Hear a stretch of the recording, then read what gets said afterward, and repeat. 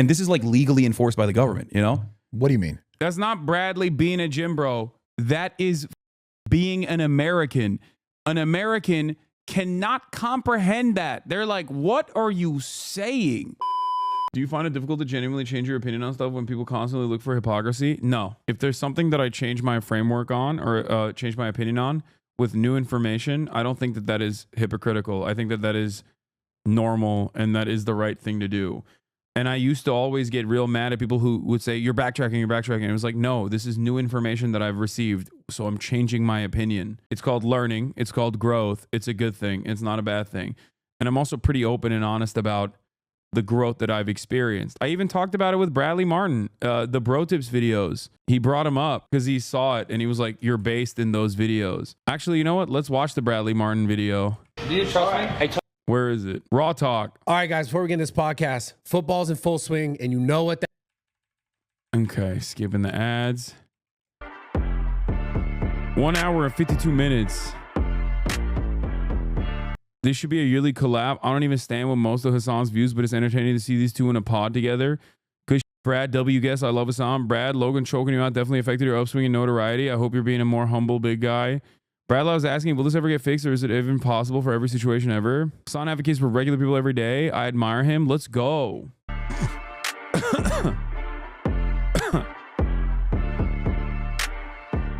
Oh, man. You got like the busiest guy ever right now. I know. Do you think you're more busy now than you've ever been? No.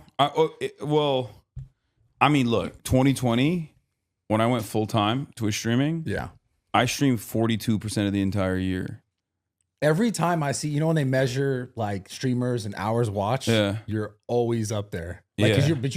you stream like out of everyone, I think you're the most consistent streamer. Yeah. Every day, baby. 11 a.m. Pacific time is when I start. And then I go to like 8 p.m. usually. And did you always talk about politics? Yeah. Yeah. When I first started originally, I did it because I was at the Young Turks back then. And I was like, I want a place where I can just like have my own thing. Cause like working under somebody else, like they just do whatever they want. Right. Yeah. So that sucked. I wanted my own place where I can have my own community and say whatever I wanted. But I started playing Fortnite. I strapped a PS4 camera onto my PlayStation 4 at the time. And I started directly streaming from, you could directly broadcast on the PS4. I remember. So I started doing that, playing Fortnite, and I would like have my other like journalist friends on, and we'd be talking about like Israel, Palestine while playing Fortnite. Back then. Yeah, even back then, even like all the way back in like 2018. So then I switched over to the desktop, and you know, and then I went full time in 2020, and here we are. Yeah. Yeah. Now we did that interview on your stream, like in like you were getting like concurrent, not on, I don't know if on that day, but Bro invented Fortnite Friday. It's true. Services are complex and they're... Yeah, look at this. I was trying to live stream Fortnite while also putting my webcam on my computer to show Mark Zuckerberg's live testimony. More to it than just, you know, you go and you post a photo. So I agree that in many places we could do better. But I think for the core of the service, it actually is quite clear. To 57 viewers. Look at that. Thank you, Senator Graham. Senator Klobuchar. Thank you, Mr. Chairman. Mr. Zuckerberg, I agree that what happened here was bad. Me. Acknowledge it was a breach of trust. And the way I explain it to my constituents is that if someone breaks into my apartment with a crowbar and then take my stuff. Oh, that was the player count? Wait, no, I think that was the viewer. Oh, maybe you're right. That is the player count. Where's the viewer count? Didn't it used to show it? It used to show it somewhere. Service, it actually is quite clear. Thank you, Senator Graham. Senator Klobuchar. I mean, that is a player count, but bro, no way you're serious. No, I thought that was a viewer count because back then it was probably less than. It's next to the rec icon if it's on the PS4. It was probably lower than 54 people watching at that point. The way I explain it to my constituents is that if someone breaks into my apartment with a crowbar and then take my stuff. Oh, there it is. 45 people were watching. There you go. You during the election process, you were getting like 200, 300,000 people Yeah. watching. And I think it's, for me, I kind of said this to you when you came into the live stream in my gym, but it's really interesting to see the growth of people like you in this space because it really highlights how powerful social media has become. Yeah. Like It's wild. Like the numbers, especially in like key demographics, like originally the key demos that they care about used to be 18 to 35. They changed it because they were like, no 18 to 35-year-old watches TV. Yeah. So they went up to like 54. I think now it's like they say like 25 to 54 or something is the new primary demo target for like TV ads. And even on that front, I'm like destroying most of the other TV networks. Do you feel like, obviously you feel cool, but like, do you feel an obligation to kind of be a certain way? Like, do you know, because all your like, I feel like when I first saw clips of you way back in the day, like your takes were like way more based. What do you mean? Like, no, you just said I've seen old clips of you saying crazy shit where people will bring up, but not that they're not based now, but like you just, have you felt like you had to be more left in like all your stuff? No, if anything, I got more left now than I was back then. That's what I mean. Yeah. Or well, like you were more based no, then. but not no. More left as in like I was more quote unquote woke, I think. Unless you're talking about like bro tip stuff, which is like way back in the day. That's what okay. When I was like, when I look like Steven Crowder. Oh God, it's so embarrassing. Yo. Not even like the embarrassing that I was trying to satirize, but like just the way I looked. That's from like 2013, I think. Yeah. And I wanted to do like a satirical bro show, but also like, you know, try to crack jokes, but also like cover the news and stuff too. But very quickly I was like, this is not like, this sucks. Yeah. And then we deleted them, and then people resurfaced them, and they always love bringing it up to be like, see, you used to say that. And I'm like, yeah, I mean, I'm pretty open about it. Like I definitely was like way more misogynistic. I used to definitely have transphobic takes. Yeah. Like, and that's what I was referring to, because I saw that. But that wasn't like that wasn't because like I wanted to. Oh, okay, that's what you meant when you said base. Yeah. No, I didn't like become more cognizant of like the media environment. Like I organically became less transphobic. Yeah. I met trans people. I started questioning why I care so much about trans people. That was like, I think that was one of the major things for me. Was like, what the f do I care about this? Like, I don't really understand why this is like something that I should even worry about. Like, whatever, let people do whatever they want. And I think that's like, that was the spark in my brain. But it wasn't like it wasn't a deliberate attempt or anything. It was just like an organic thing. Yeah, organic evolution. Yeah. But in terms of like saying more left that I suspect people don't like, in terms of like, you know, saying we shouldn't be involved in, you know, bombing the global south and things like that. I think I'm much more but is that really a left take? Yeah, it's the OG left take. But I feel like everyone like doesn't want war. Yeah, well, except obviously the people that benefit from it greatly. Yeah, everyone doesn't want war, or at least like people claim that they don't want war, but you know who wants war? Politicians want war. So I think like there's a lot of people on the right and the left who are like, yeah, what the f are we giving like, let's say Israel $16 billion? Like, why can't we help homeless people? Or why can't we fix the potholes on the streets? And that's a pretty normal position. It's just it's not reflected in either party, really. Democrats historically used to at least offer lip service to that sentiment. But post 9/11, both parties are like, no, we have to do war all the time, stupid. But it just sucks because like the more I get into politics is because like I felt like in the last few years I just couldn't avoid it. The more I'm just like, does this ever really change? It just seems like a cycle of like, especially now with not necessarily you specifically, but the social ecosystem that's created around now politics, where it's like anyone will say anything to get, you know, some sort of sensational response, where it's like they can say something about whether it's trans people or gay people or black people or some racist thing. It's like, people do this now, and whether there's any ounce of merit to it, which in most cases there's zero, but it's like they do it now because the algorithm, the likes, the views. For sure. And Twitter's become a place where I'm like, man, what the f is going on here? Yeah. Because I remember last time we talked, I was like, I love Twitter. I do love Twitter. Yeah, I definitely, last time we talked, I definitely love Twitter too. More than I do now, for sure. Or unless you mean like last time we talked on my stream. No. Like the last time I was on your pod, back then I used to get quote unquote canceled all the time on Twitter. Yeah. But it was ultimately meaningless, but it was, I think, more fun. Whatever happened, I don't know if you've ever spoken about this, so maybe I'm beating a dead horse here, but whatever happened with you and Ethan, like, because you guys had that show, The Leftovers, right? Yeah. I mean, I've talked about it a little bit. I'm sure he'll see this clip and get like really mad. But honestly, I think we just had like some, at the time, what I thought were minor disagreements. And I never really like paid attention to what he was saying. About content? No, about Israel. Okay, about Israel-Palestine. Yeah. In the aftermath of October 7. But he'd always been like very pro-Palestine. But you guys stopped way before that. No, we stopped. Oh, really? Yeah. What the fuck? Stopped like around October. That's when we were like, we're not doing Leftovers anymore. Okay. So, October 2023 is like, I think one of the last episodes we did. Yeah. And initially, I think there was a lot of people that were very mad at Ethan, both in my community and also, more importantly, his own community, because he's very progressive. Yeah. And a lot of people that he cultivated in his audience were like, not really with his takes. Like they didn't really like it. Yeah. And I think because there was also anti-Semitism rising at the time, like he saw that as a major point of concern, understandable.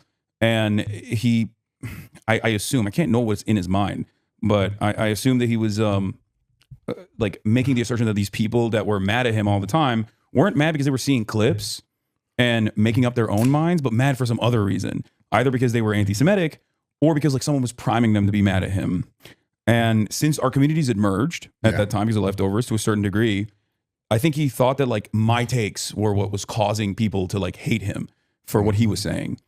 And because it's such a touchy subject for a lot of people for understandable reasons, I mean, people are very black and white. And when they hear Ethan say something that like, you know, Joe Biden has said about Israel-Palestine, and they don't investigate it any further, yeah, of course, they're going to be like, oh, fuck you, you're pro-Israel and you're hiding it. You know what I mean? That's like the immediate assertion.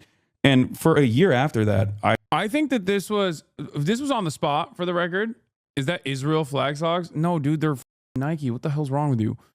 I think although this is like, I think this is a consistent take that I've held here. I suspect that people will probably get mad at me for even saying this, like for even mentioning Ethan, which, you know, there's not really much I can do. I was asked directly. It wasn't like I didn't think that Bradley would ask me that, but I'm not going to shy away from responding. I didn't really investigate what his perspective was. We had a conversation, like last one we had was on my channel, where we had a back and forth and we had some disagreements, but we were on good terms for a year after that, pretty much. And then recently, I forget what it was. I think it was after Israel like decided to invade Lebanon, where I was talking about Hezbollah, which is the militant group in Lebanon. It's the Shia militant group. It's a part of the parliament as well. It's classified by the American government as a state terrorist organization. Not every country considers them to be a state terrorist organization, and they're a part of the Lebanese parliament, ultimately, right? Like they're a political party. Yeah. And they're effectively the standing military of Lebanon. But it is controversial ultimately, even within Lebanon. So I was talking to a friend of mine, and I said something like, I don't have any problems with Hezbollah in terms of like their resistance to the state of Israel. I think like this isn't about their, you know, sectarian politics, or this isn't about like their internal affair. Like I don't give a shit. Right. Because that's not the reason why Israel is bombing Lebanon. They're bombing Lebanon because Hezbollah is retaliating against Israel for what Israel's doing in Gaza. Right. And he saw that, and I think that was what triggered him into, like, that was a trigger point where he was like, you're a radical. And then it spiraled out of control. I think he has done numerous streams at that point, like for months and months on end, all the way up until the election, where he was like trying to get me deplatformed. This is what I was saying. That's why we spoke about being censored more. Yeah, for you, because I saw that on like something with Twitch, and people then blaming you for like ad revenue and like that was another community that also has been always up my this Destiny's community. And they've always done the concern trolling where they're like he'll say some on him all the time, like he's debated pornography, you know what I mean, like he's debated how you debate ethical that? CP. I don't know, but he's done it anyway. Like these guys don't have any boundaries, right? But then they will so very easily portray themselves like liberals who are concerned.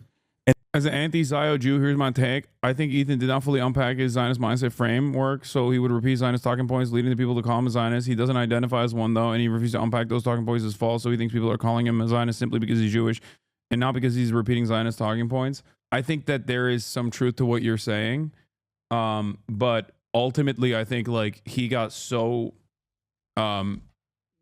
He got so negatively polarized that I don't even know what his attitude is now, and I truly don't know.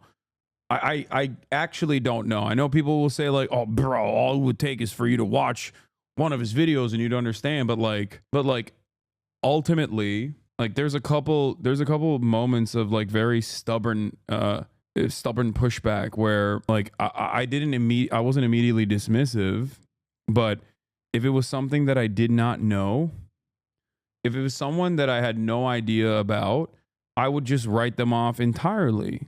Like if I didn't know their background, if I didn't have personal connection to them, if I wasn't friends with them, right, at a certain point, I'd be like, what are you saying? You guys should just talk it out. Yeah, I mean, look, I'm not opposed to that at all. But you have to understand something, okay? Before Chatter says no, before chatters like start screaming no, this is post like Ethan trying to deplatform me actively by saying some of the most like hurtful, unhinged things. Okay, like you have to understand, like when you're relying on a website called Hasanabi.com, like unlisted YouTube clips from my own personal supercharged snark community, Destiny's community, where, you know, you're using unlisted links and the title of the unlisted YouTube clip is literally Hasanabi, without ever considering what that looks like to other people that might not even know me, people that might not know me, people that are fans of yours that now have a very weird attitude, a very gross attitude. It's like, I don't use the Islamophobia card quite frequently, but that is fairly Islamophobic. Sam Cedar had a good take on this phenomena. As the atrocities of Israel become more and more apparent, people who grew up thinking of Israel as a positive force in the world will go to extreme lengths to cope with that contradiction. Yeah, I know. That's why I also said that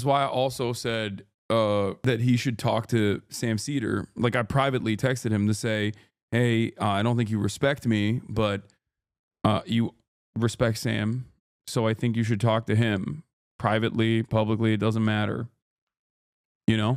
And they do that very well. So they started this like mass emailing campaign in their Discord to like openly, actively brigade everywhere and take like a year's worth of clips that they had clipped out of context for one whole year.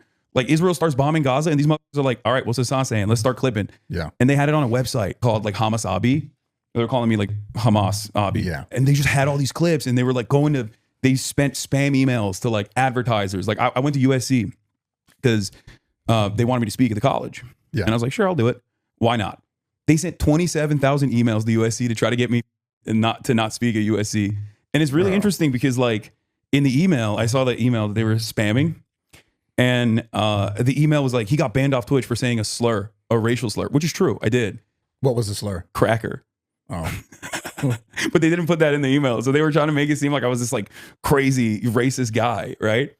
And you know, it's a fairly sophisticated mass brigading campaign, and it didn't really work. But they got some advertisers, I think, like were scared. Bloomberg wrote a report on it. Yeah. Some advertisers were like, "Well, we don't want to be associated with anything that's controversial." And but at the time, they were like claiming that every advertiser is pulling out of Twitch. Twitch is having an adpocalypse, and Ethan at that same time was also like, kind of egging that on a little bit, where he was like, "These guys are really anti-Semitic. They're really radical. They're anti-American scum." But I don't understand this anti-Semitic conversation is like, if you just say anything that's against what they're doing in Israel, just you're anti-Semitic. Yeah, I mean, there's more nuance to it than that, because like, it's what from my perspective from the outside, it's what it looks like when I see stuff. No, I understand that. I mean, that's like the average position at this point, and I think that yes, it is for the longest time Israel, both positively and negatively, has been associated with Judaism. It's not a proper conflation. It's false. Saudi Arabia, it does not represent like the entirety of Islam, and Israel does not represent the entirety of Judaism. Right.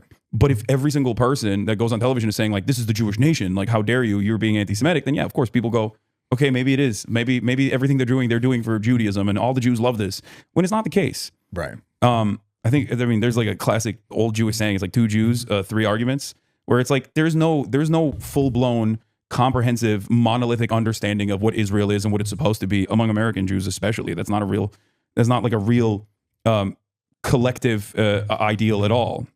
But it's presented that way.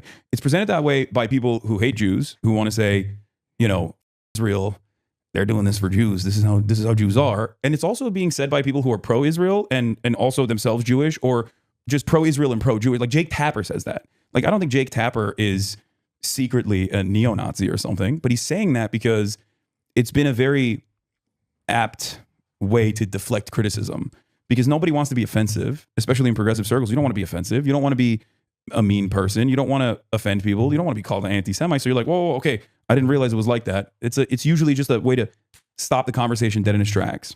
But so that's interesting though. That Ethan said on this pod that you were pro October 7. See, that's what I mean. It's like, if you're look, there's a lot of Ethan haters in this community, okay, especially now. But like, if you're an Ethan fan at this point and you're watching me and you hear the way I talk about Ethan, and then you go back and listen to the way Ethan talks about me, I think that there isn't a parody there. Okay? Like, and I'm not doing that for aesthetic purposes. Like, it is truly just the way I operate. Okay? That's what it is. There is no, like, there's no respect on one side of this equation. It's asymmetrical. Any kind of self-defense is considered the most morally repugnant thing that I could ever do. But Ethan can say whatever the fuck he wants, including playing games that were made by Destiny's community that liken me to Osama bin Laden.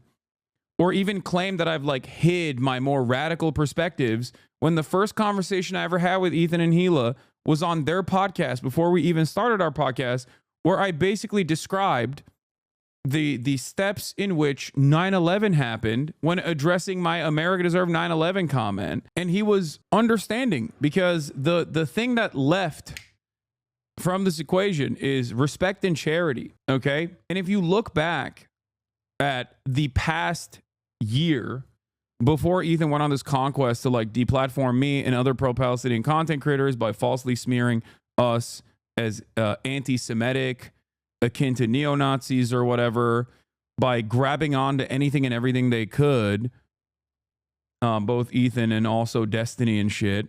And especially when like Ethan already has a ton of haters. Like, I could have just gotten on the Ethan train.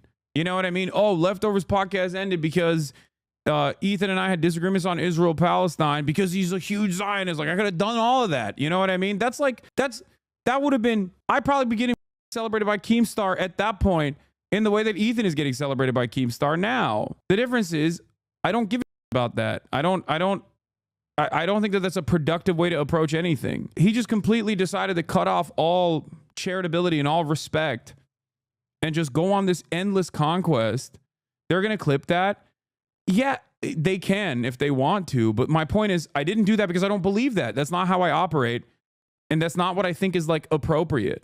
Okay? I don't think it's appropriate. And that's my criticism of what Ethan has been doing, which is the inverse of that, the opposite of that. He pulled the on ripcord like he was just holding on to dear life. For a year, I defended him against people in my community that were very upset with some of the things that he was saying, not really fully paying attention to everything he was saying, but still. And that was because I don't think it was appropriate or productive to just like turn around and just be like, yeah, guy or whatever. It's stupid. But after all of that, he still turned around and was like, Hasan is a radical terrorism supporter. Like, that's crazy. At first it was hurtful, and now it's just like, I don't even know what to say, you know? One of his biggest gripes is you never addressed the points he made in his call-out video of you, not realizing you have indeed addressed them in numerous ways. That wasn't just watching his hit piece. I know.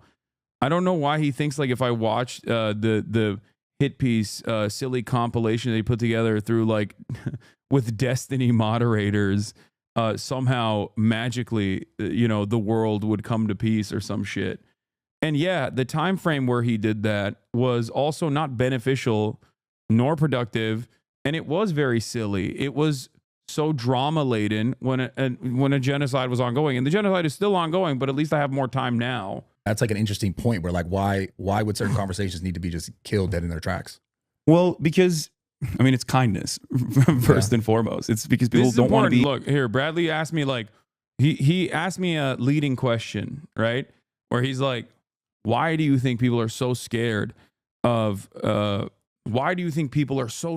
being inappropriate or whatever, right? And because he's just trying to say like, you know, woke people want to silence opposition or whatever. I think that's what he's trying to get. Interesting though. That's like an interesting point where like why would certain conversations need to be just killed dead in their tracks? Well, because I mean, it's kindness first and foremost. It's because people don't want to be a asshole. I don't want to be an asshole, even though I am, right? But I think that's where it comes from. You don't want to be like a rude person. Maybe you do. I don't know. But most people, I think, don't want to be impolite. And if they don't have all the information, then yeah, they're going to trust you. They're going to take your word for it. If someone that you trust and like tells you Israel is the Jewish nation state, no Jew would ever be safe if it wasn't for Israel, which Joe Biden has said, you know? Yeah. when someone that you trust says that, you're gonna be like, okay, well, I guess that's the case then. I'm not gonna think about it any further. I don't know. It's a country over there, far away from me. So most people just don't really think about it any further, and then don't necessarily try to understand the full dynamic of the situation. Yeah. As far as I guess it's interesting to me because you sort of had this like falling out with, you know, not necessarily falling out, but you had this falling out issue.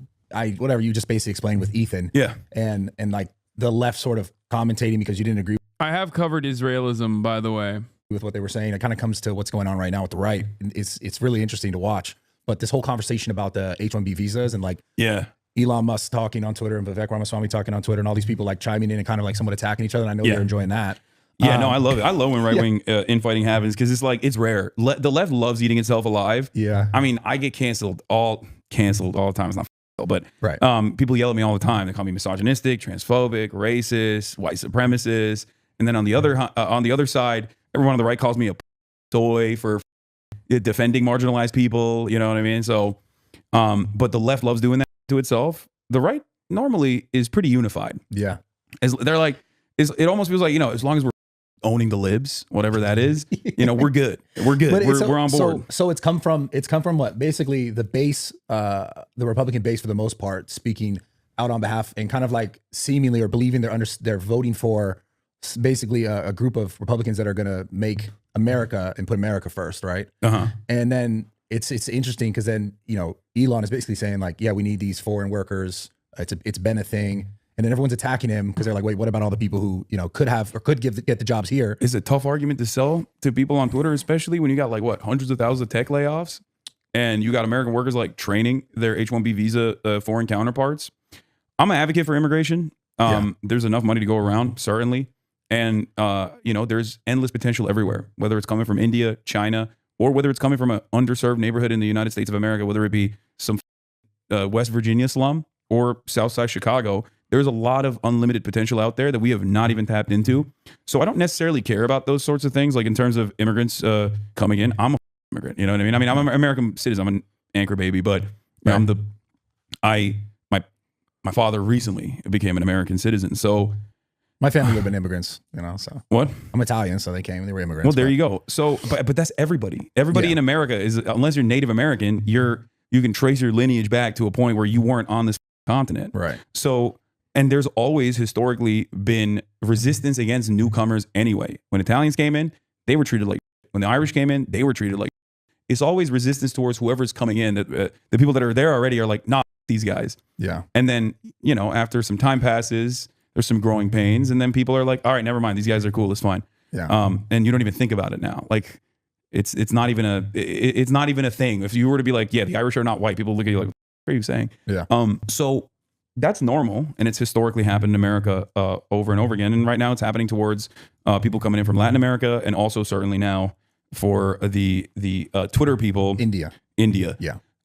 But on the other hand, the reason why Elon Musk and Vivek Ramaswamy want H-1B visa workers is because they can exploit them better. Lower wages, right? Yeah. I was looking all over Twitter. You see all the sort of the people in Tesla, the people who they have like lists and lists of people who are these H-1B visa workers that are, I guess, I mean, I see the salaries, they're large, but apparently they'd be more large. Yeah. No, it'd be at the minimum is like 20% cheaper. And I understand obviously because there's a currency exchange, right? If you're sending money back to your family and you come from a country where there's like a currency exchange rate that favors, you know, the American dollar, right? That's automatically, you're like, yeah, I'll take a 20% pay cut. I don't give a.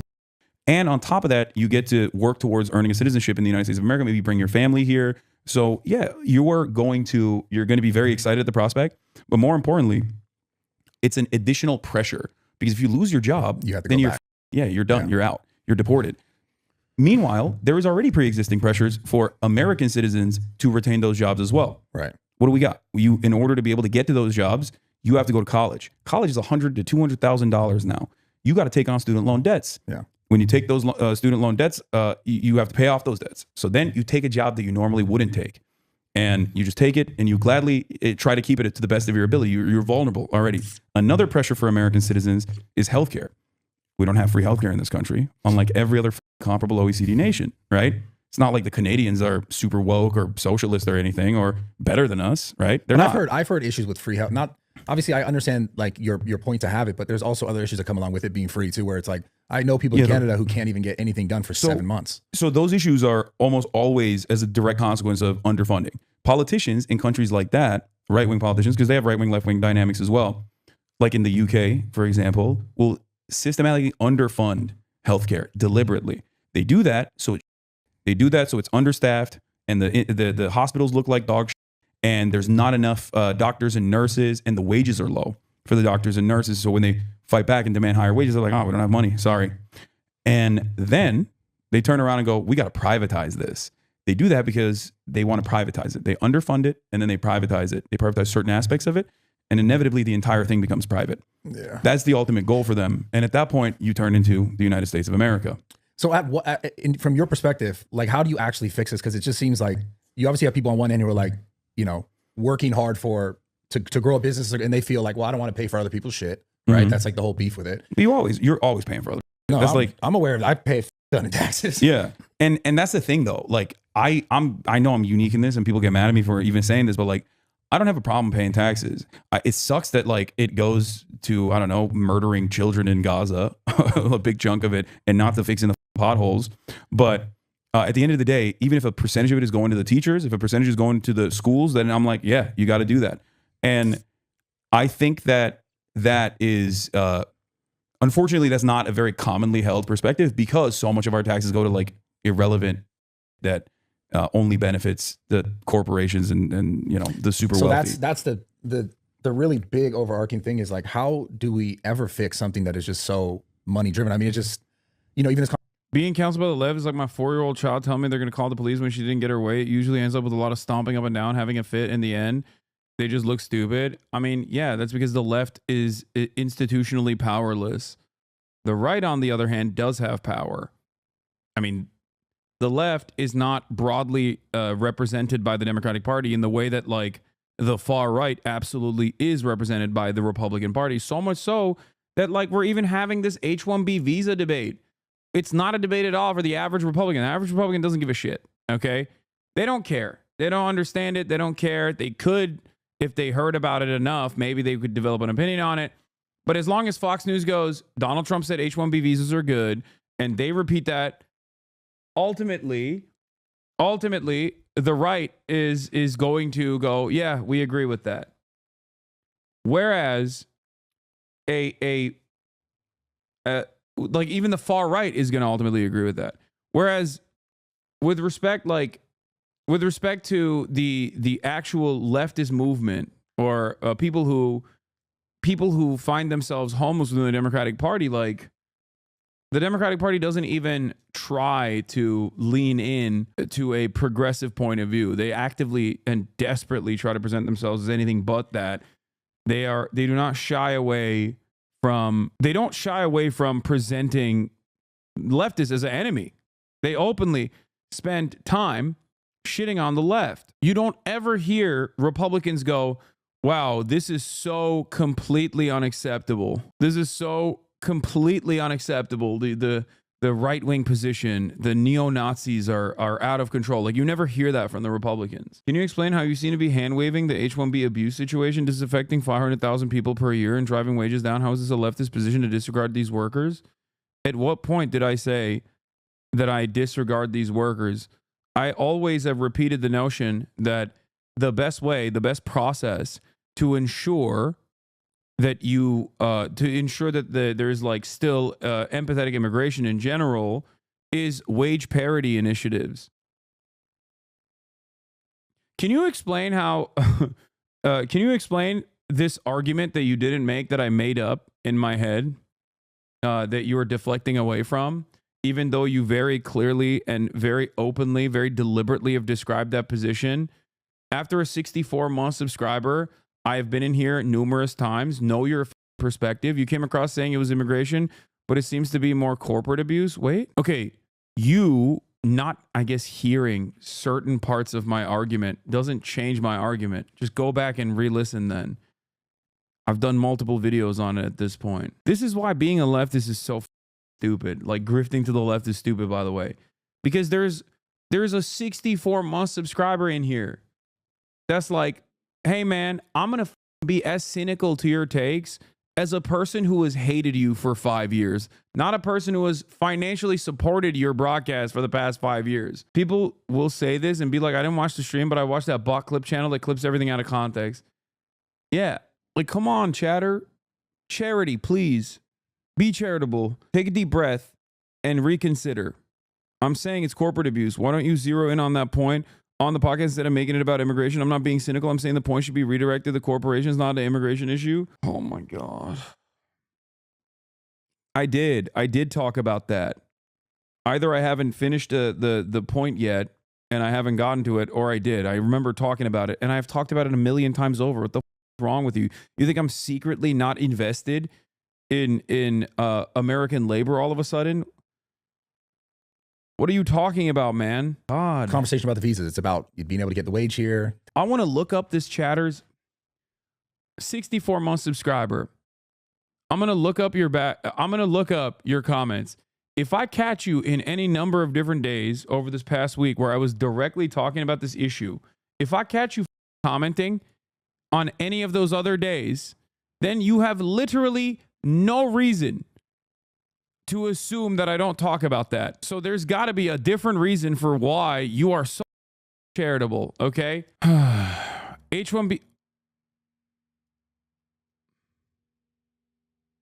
So you have heard me talk about it from the framework of corporate abuse and why it's beneficial for billionaires and why they love it. Brother, I'm not saying you're not. I'm saying from the POV of a pod viewer. To have the leverage of the people that are, needing to be here at that. By the way, ironically, this is the moment. Like, chatter is chirping at me pre-firing, and it's literally the moment where I'm talking about how it's corporate abuse. Now, take a deep breath and re-examine why you pre-fired. Oh, God, we're getting botted on New Year's, too. Jesus Christ, look at this. That certain wage have to do it, because if they don't, they got to go back home. They also make way more money here than they would there. So then it makes sense for the corporation to be like, yeah, of course we want that guy because we can pay him less. And he has to doing work. the same job. He's doing more. He's doing more than the American citizen. Like, that chatter was chirping at me while I was literally talking about how H-1B visas are utilized by capital owners as a additional mechanism of abuse. I also talked about the different vectors of pressure that make the American natural-born citizen, a working class, also susceptible to exploitation. And then the H-1B visa process makes it even easier to exploit migrants, because now they'll get deported.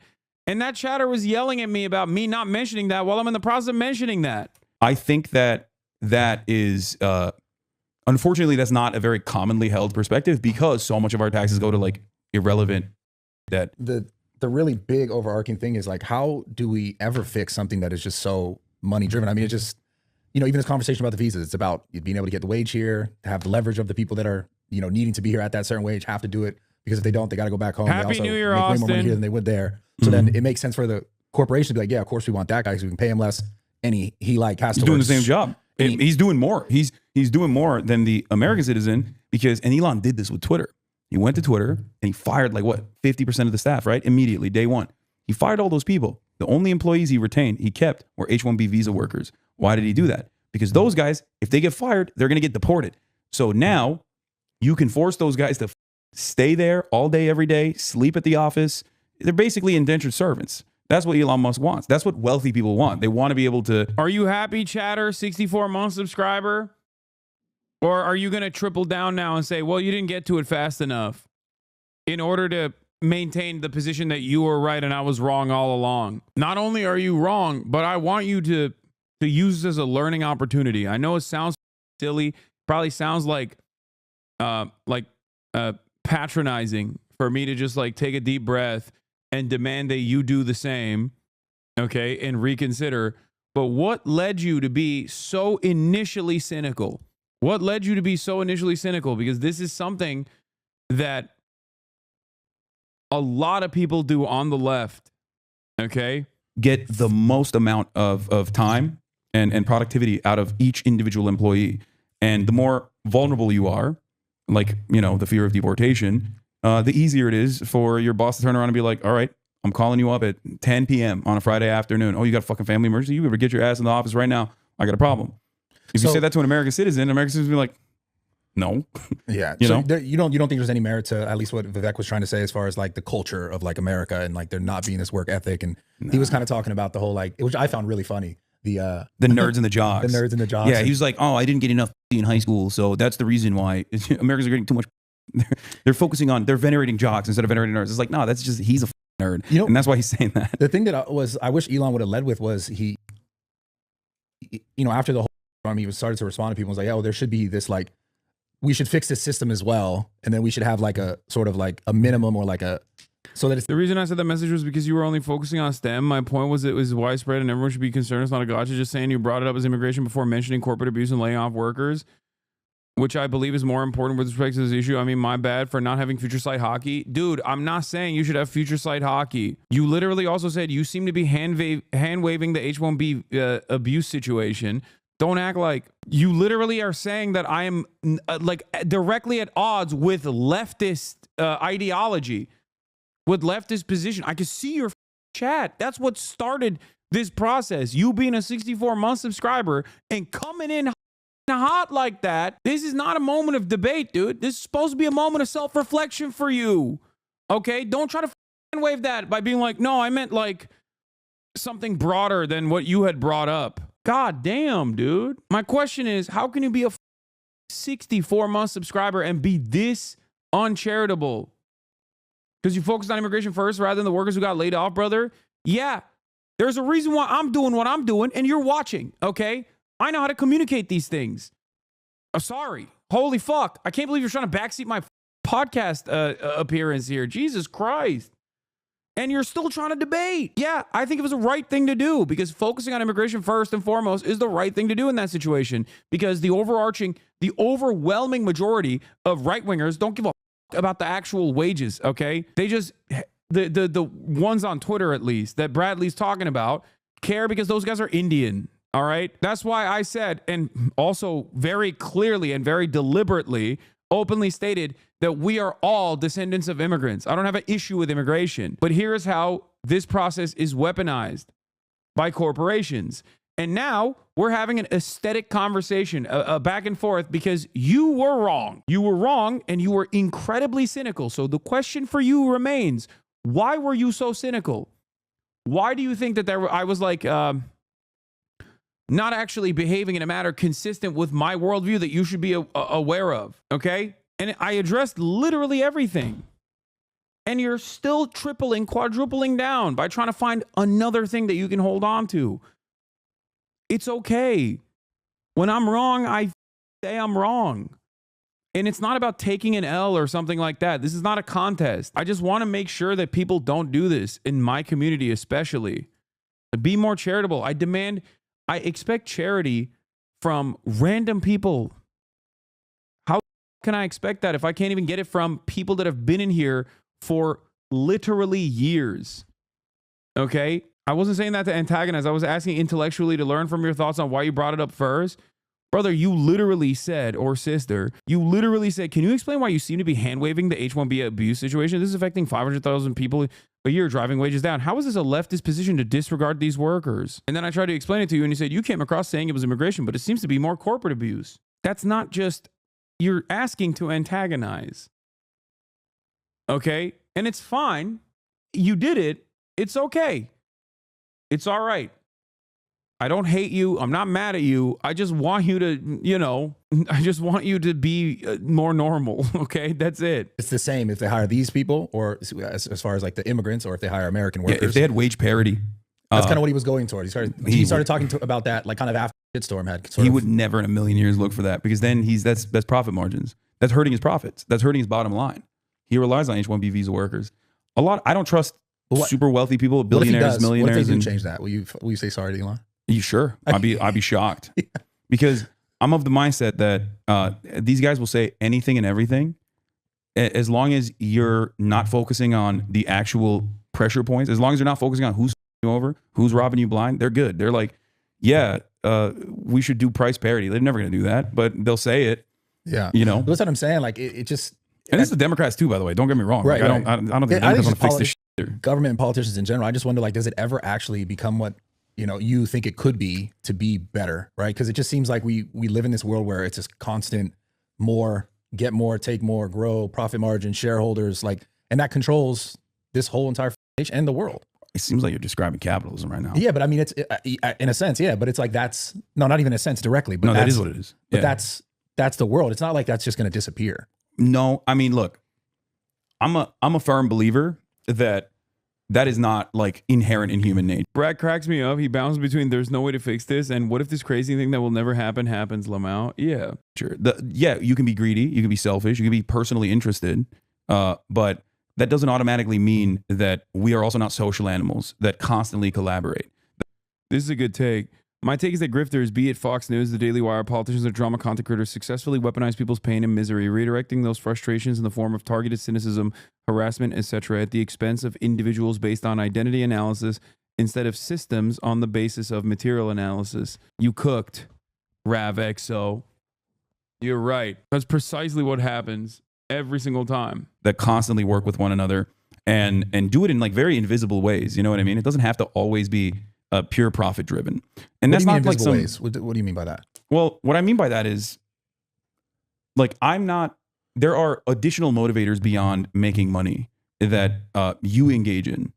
You don't work out every single day because you want to make more money. The more muscle mass you put on, the more money you make. That's not a direct, that's not a direct reason, right? You do it for yourself. You do it for self-improvement. This is something you care about. Same with me, right? Sure, the way we look definitely play into the way the audience receives us, and maybe it allows more people to listen to what you have to say or whatever. Right. But ultimately, there's a secondary reason for that, perhaps even a more important reason for that.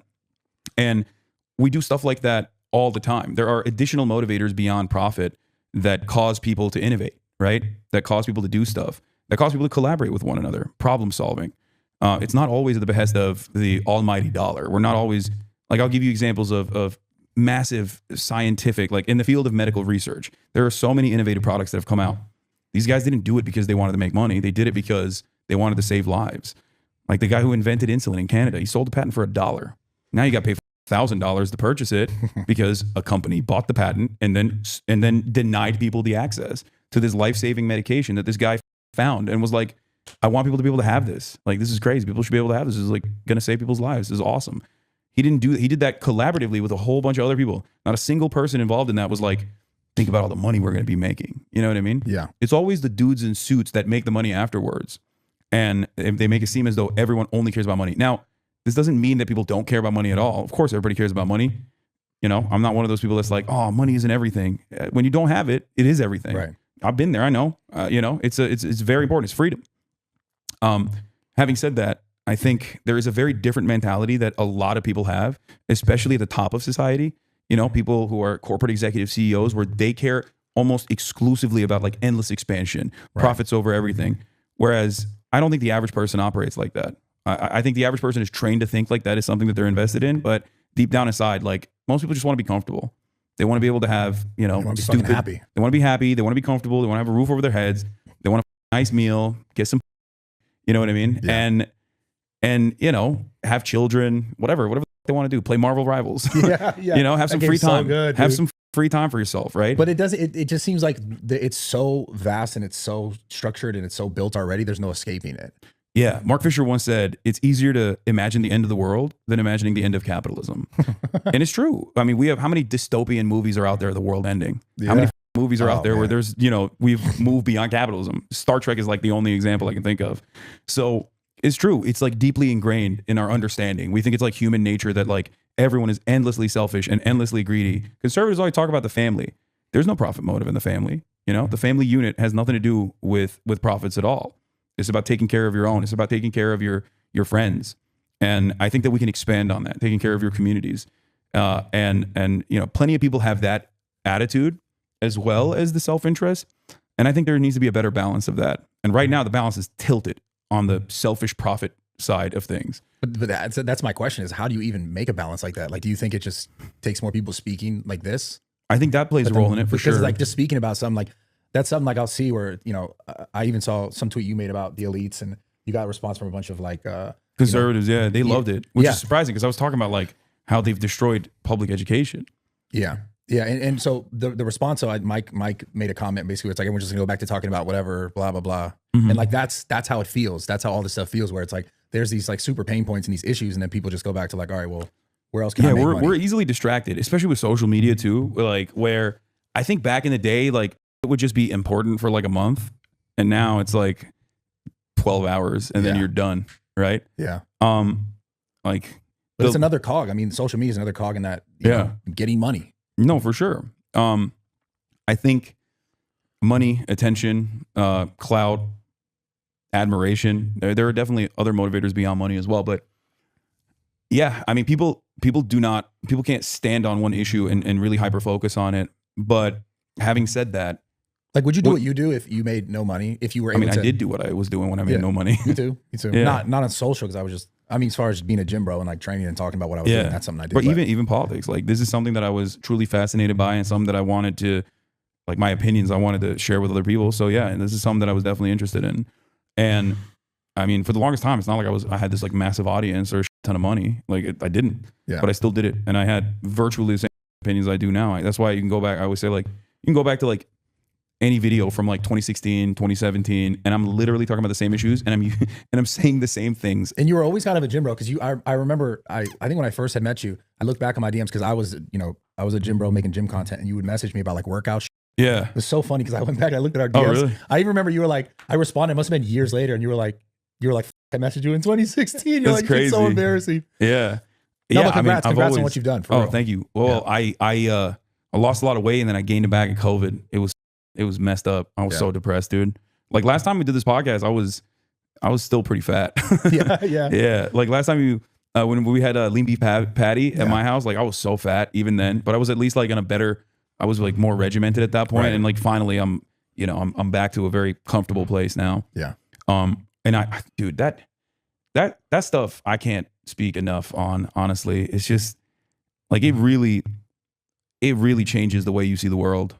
Working out and being physically healthy. Yeah. And I think most importantly, setting goals for yourself and being able to accomplish them and seeing the fruits of your labor genuinely changes something in your brain chemistry, where I just feel like because I've done it once, I'm like, I will be able to do it again. I'll be able to tackle whatever issue I want to, as long as I put some time and investment into it and commit to it and develop consistency. Before you figured that out, how did you get to that point when you didn't get that reaction? Because most people are like, right now, right? It's New Year. Everyone talks about New Year, new me. All this shit everyone says, and everyone's kind of like, not everyone, because some people get out, like you got out as far as like your goal and you actually achieved it. But to the people who are kind of stuck in that circle, what's your perspective, or what would you tell that person? And essentially, what did you tell yourself to keep going when it wasn't what you wanted it to be? Yeah, I mean, I was fat my whole life, so that was the one thing. You're also tall as though, to be fair. No, that was definitely a benefit for sure. I could hide it, but like I was fat, I was still very insecure about it. And for me, I think I was like, when I first moved out here, I was surrounded by other like personal trainers. I was living basically for almost no cost at a frat house because I didn't have anywhere to live and I didn't make enough money to like be able to rent a apartment. I've been there. Yeah. So I was living in the kitchen of a frat house, and like everyone was a PT. Yeah. So then, and I had more free time. So I was like, we just worked out. It was a social thing. I'm surprised you didn't go more Republican with your views. I feel like most gym bros like end up going there. I know. It's interesting because like, I don't know. I think being healthy is a thing on its own. It's not like a political thing. Of course not. I'm just saying, you're absolutely right. But I do see that, except for, Jeff Niverett, my boy, shouts out. Yeah. Good guy. Yeah. Good guy. I want to have him on here. He just released a book. I want to talk to him about it. That's my homie. But what I'm saying is like, I mean, even in a sense, like, I guess I would consider myself more right, but like, it's not really. Like I'm open. I like to listen and I like to understand all sides of everything. I've always been that way. Yeah. I've never been like sort of dogged with like, if someone says this and they said something else that I thought then it was true, then I just go, okay, then everything else they say is true. I've always been like, I don't know, let me ask more questions. Which is why, like, in general, I even love having conversations with you, because I know we have such a different perspective on a lot of things. Yeah. But I guess, why do you think people tend to, like, I don't know, just pick and stick in an echo chamber? And do you think, do you sometimes find yourself in that in your own? I mean, for sure. It's comfort. It's a sense of community. It's a shared understanding of the world that is very comforting for a lot of people. People look for it in many different ways. And there's a concept of third spaces, places that you can go to where you can be around other members of the public, right? Yeah. Public parks, movie theaters, things of Gyms. that nature, gyms. Yeah. Exactly. I feel like now, because we live so much online, we spend so much time out of the day, you know, being online. Like we don't really have that sense of community over mutual interests as much. So then we just like seek out these communities online. And I do think that there's definitely something very unhealthy about it. Yeah. Where it does like harden your viewpoints, and you constantly hear people that you agree with, and that can lead you astray. And it shuts off your curiosity. It shuts off your charitability. I'd say especially now with the sort of like type of content that's seems to be most consumed, which is clips. Yeah. Because it's like people don't even get the full context of conversations now. Ever. And they just go, he said this, that's it. Yeah. Dude, I mean, I'll give you an example. I went to Skid Row yesterday. Homelessness increased by 18% this past year. We have Worldwide or nationwide? No. Nationwide. Nationwide, yeah. So that means in the United States of America now, while we're having this conversation, there's more than 700,000 people that are sleeping outside. Okay. A lot of these guys are like addicted to fentanyl. There's a lot of drug problems. There's a lot of mental health problems. There's a lot of crime. There's a lot of theft, assaults and the like. It's horrifying. And it's a policy problem. It's a systemic failure, right? But the media also, I think, plays a role in dehumanizing homeless people.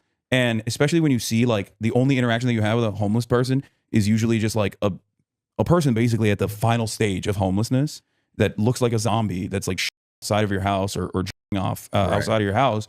You're like, oh my God, this is terrifying. Like this is just like, you know, this Bedlam. This is Gotham City. Where the fuck is Batman? Right? And the media also plays into that a little bit, I think, by like actively also dehumanizing homeless people. What was it? Soft White Underbelly, I think, does a pretty decent job of like showcasing the background and perspective of homeless people. There's a big YouTube channel. Yeah. I don't know if you've ever seen those like the black and white interviews. Yeah. And you know, there's some people out there that do a decent job. But basically I saw that, and I saw so much violence that was happening against homeless people as well, and like the lack of interest from people like in seeing their humanity and seeing their background and seeing like that they're literally people exactly like your aunts, your uncles, people that you know, once had a normal existence, Lots a normal of life. veterans too. Yeah, lots of veterans, exactly. And so I wanted to work with a local charity that already, like a local organization that already works on. Been following since the woke bait 2 days after lockdowns vaccines rolled out. I set to build a third spade in my community, and I did so this year by joining a local org and creating a weekly paint night. Has been very successful. An example of real world impact your work has. Hell yeah, Omega Reagan. That's awesome. Skid Row, and go there, buy a bunch of materials that they need, and also bring some clothes as well, like old clothes of mine. Because people send me merch all the time. Didn't film this. No, I did. The reason why I did. Hasanabi Pipeline is real. Listening to this is reminding me of my own political deconstruction process that happened watching your stream 3 years ago. Thank you for your consistent messaging and work. You're so good at reaching bros. You were the first bro I ever heard hold space for queer people. Your messaging literally saved my life. Yeah. I'm always holding space for queer people. I'm holding the space so I can hurt them better. Did it. And I didn't film like any of the, I didn't film like the homeless people at all. I didn't put a camera on their faces. The people that we talked to wanted to, ahead of time, through this organization, said they wanted to share their perspectives.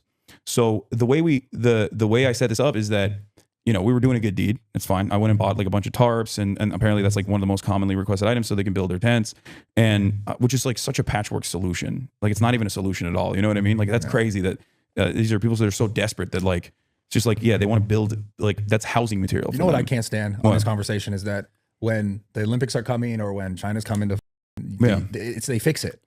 Yeah, but that's the problem. They're building a bunch of like condos down there, but in the Olympic area. Yeah, they don't fix it though. They just like literally shelve them. Like they come in and they do this thing called sweeps, which is ironically one of the things that I talked to them about. And they just take their, like the cops come and they just wipe out the street, right? And from your perspective, you're like, oh, finally, the streets are clean. Like what? There's trash everywhere. Otherwise, like this is a good thing. Well, from their perspective, it's like they just had like basically they have nothing to begin with, and the things that they have value for them, like things that they care about, like, you know, a note from their mom or something, you know, things generator, like remnants. Yeah, exactly. Or remnants of their humanity, right? Yeah. Are just taken away from them, and it fucks their lives up. And then they get like slammed into like some shelter or something. They just like pack them there. And then, you know, a week goes by and they're like, all right, you can go back, you know, and then they have to start over again. And obviously the solution isn't to like let people live out on the streets and just like do drugs out in the open or slowly decline mentally until they're just completely gone. The solution is, and this has been very successful in places like Helsinki and Finland, the solution is putting them into permanent shelter and then kickstart the recovery process. Because there's a ton of people that do drugs, but they do drugs in their own homes, and it's not the same problem. Right. It's very different when you're out, you know, braving the elements And in that process, you're like, this up. Like, I need something to cope with this. And, the person in the tent next to you is like, here, you want some? And he's like, sure, I'll take some. And then you become a addict. Yeah. So that's usually how it happens. But the conversation that I'm having with you about this is exactly what I wanted to showcase. And that is what a lot of these guys wanted to talk about directly. What were they saying? I met this guy named Hawk, 70 years old. He's a musician. He has a dog, he's a pit bull, and he just lives in a tent. And he's been in and out, and he's been on the streets for, longer than 10 years at this point. Yeah. I met a guy named Glenn, similar situation, I think 14 years of just like being homeless. He was just evicted.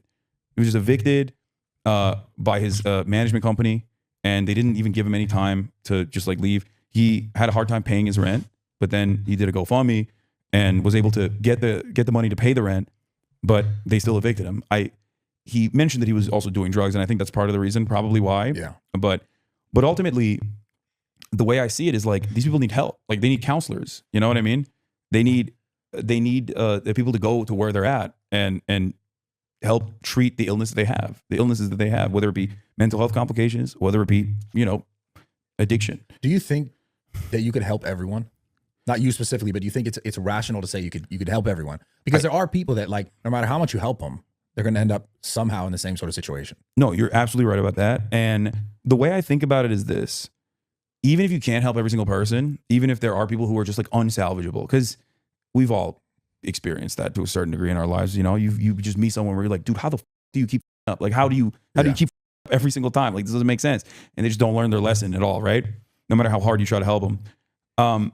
But I think just completely having a nihilistic perspective on the other side leaves so many people, like the broad majority of people, lost in the margins, when those are the people you can actually help. And the entire system is broken from top down.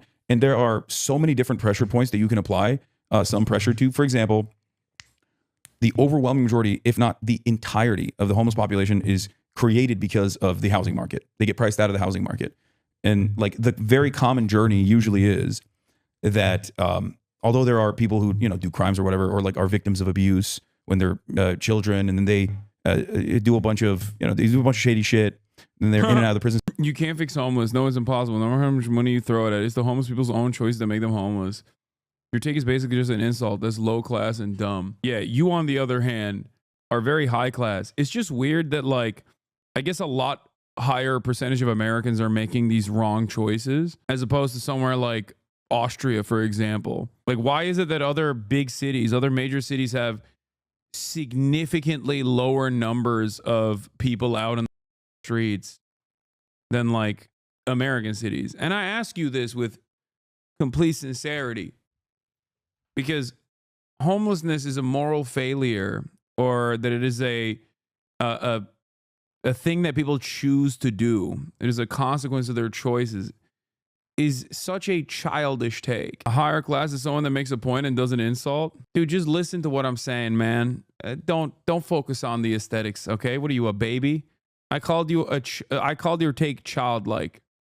Okay, if that's that triggering to you as you're in the process of saying the dumbest thing anyone's ever heard, instead of examining why I'm saying what my response is, I don't know what to tell you. Okay, Hasan, you can say it can be fixed, and America has way more money than other nations. Why can it not be fixed? Because, well, this is another chatter who is about to find out exactly, if they just, stick around for a little bit, you'll hear exactly why it can't be fixed, seemingly can't be fixed, because of the profit motive. I'm about to describe it, the housing market and its impact on homelessness, in just a few moments. System, and then their job opportunities are completely shut off. Now you can't pay for housing. There are plenty of people who have jobs, but because the housing market becomes insane, they just can't pay for housing. So they still retain their jobs, but they live out of their cars. But that becomes unsustainable. I call this the three tiers of homelessness. The first tier is the overwhelming majority of people who are housing insecure, that are either couch surfing or living out of their cars and basically still trying to retain their jobs. But there's no running water usually, so it becomes really hard. It becomes difficult to basically keep your job at the same time while you're in this limbo. It's funny how, honestly, wish you referenced agency instead of being the spokesperson, because I've worked for nonprofits my whole life, and so many good agencies could have spoken in this better than you and received the attention that you so badly need. Yeah. You're right. You're not wrong. Except, would you rather not have anybody speak on this, or would you rather have someone who has the platform speak on it? Because the alternative is nobody speaks on it, or when you do speak on it, you do it in your own circles. Ironically enough, I also did highlight an agency that I worked with, Water Drop Los Angeles, which we fundraised for. So don't know what you're talking about there either, because I did highlight an agency. But if you're saying like you're not the best communicator on this, maybe you should not speak on this, or at least give space to someone who speaks better than you. You're not wrong. It's just you can't take that up with me, because I have given space to community organizers on this broadcast. I'm on someone else's podcast right now. Does that make sense, Lily Sage? Use your platform, dude, to speak with them and highlight them. Okay. Well, I'm sorry, but unfortunately for you, you are not interested in hearing the words that are coming out of my mouth, or are genuinely too stupid to understand. If you cannot comprehend words and what they mean, I can't solve this problem for you. You're going to have to take it up with God. Okay? I literally just said, I, in my own personal time, on my own personal platform, have done exactly that.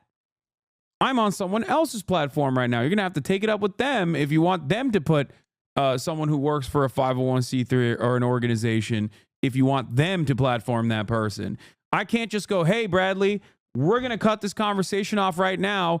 I'm going to dial up a friend of mine at 9 p.m. on a Sunday night and have them drive over here, because they are going to actually do a much better job than me in speaking on this matter. Because once again, if you, and by the way, what's ironic is I have talked to a bunch of other people that do this work, including some of the people that work for Water Drop LA, and they seemingly think I do a pretty decent job of communicating. I've talked to homeless people, like in this community as well, people who have experienced homelessness in the past.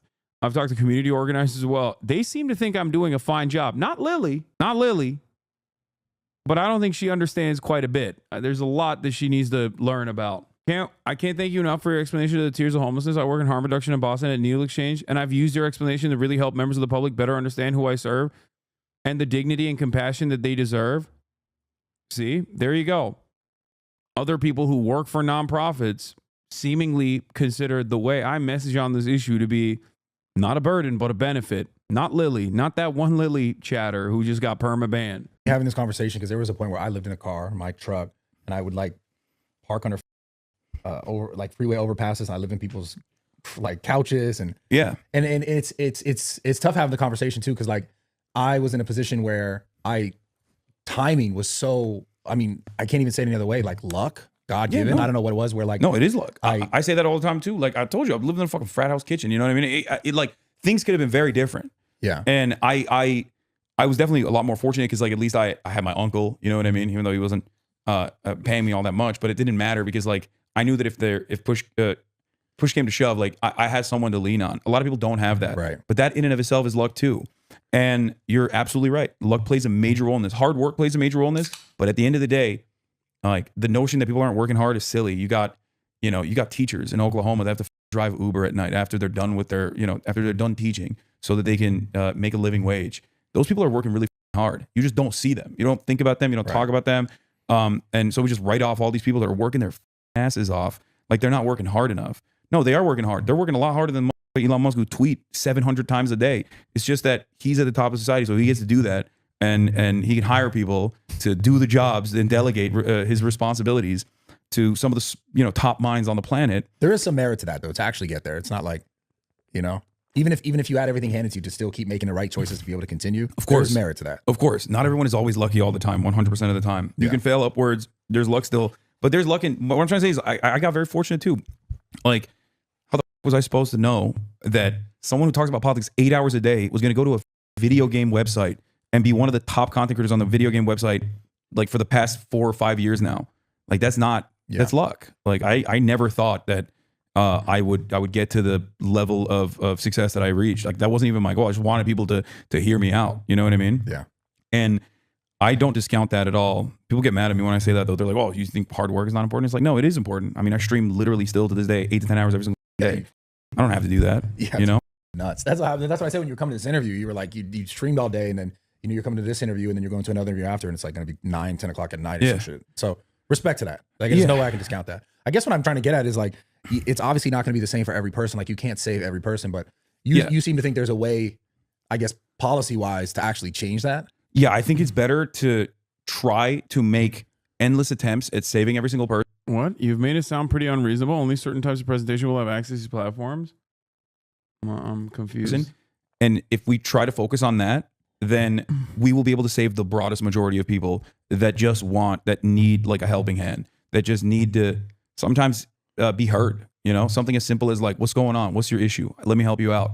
So many people are lonely. But that's not even a policy thing or a financial thing. That's just like a circle of friends or like a group that you know, to have someone because the thing is like, so let's stop it before it gets there, right? Yeah. But like that's like a whole different thing that you the policy is important in that regard, because stopping it before it gets there, you got to normalize the housing market prices. Like, there's no way out of it. You know what I mean? It is.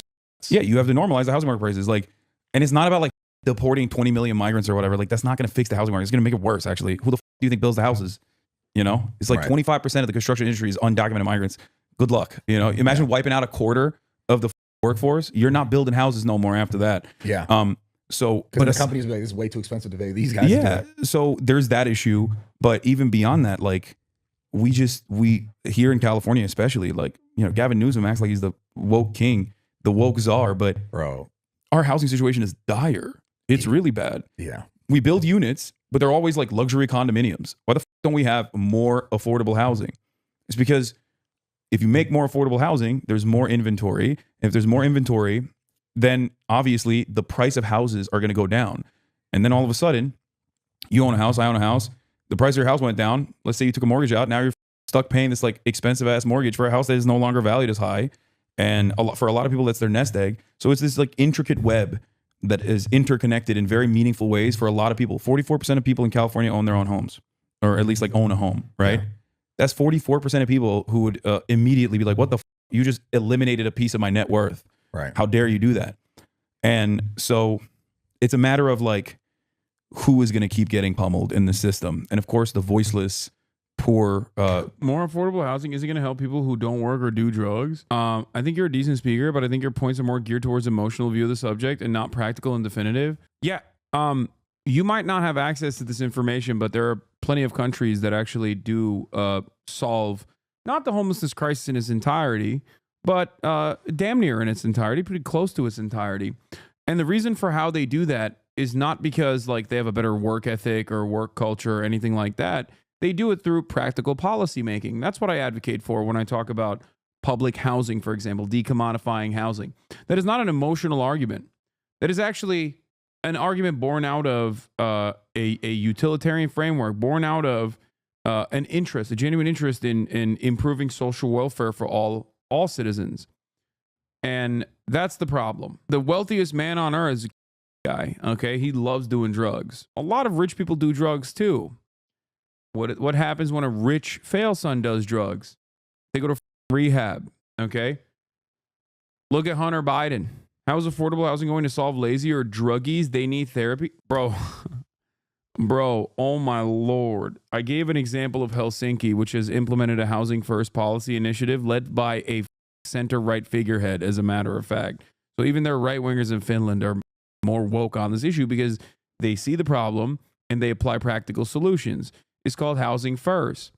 Another example that I use very frequently is the city of Vienna, also known as Red Vienna, because in Austria, the city of Vienna, 65% of the housing is public housing. It's owned by the government. Okay? And these aren't like boring building blocks that suck and are gray and dull or anything like that. They have community centers inside of them as well. There's a reason why they have a significantly lower rate of homelessness than large American cities. That's because the housing market is affordable.